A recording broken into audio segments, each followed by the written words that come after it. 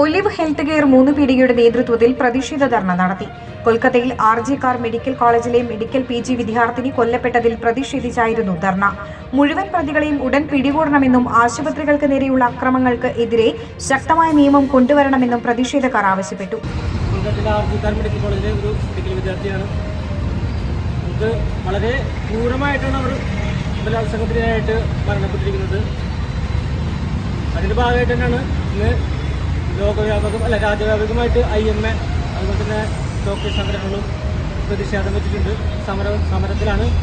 ഇനിയൊരു ഇര ഉണ്ടാവാതിരിക്കട്ടെ എന്ന രീതിയിൽ ഒരു ശക്തമായ നിയമം കൊണ്ടുവരണം എന്നാണ് അവർ പറയുന്നത്. മാത്രമല്ല ഈ കൊല്ലപ്പെട്ട ഡോക്ടർക്ക് വ്യാപാരി വ്യവസായി ഏകോപന സമിതി 3 പീടിക unit secretary MB Mubarak dharna ഉദ്ഘാടനം ചെയ്തു.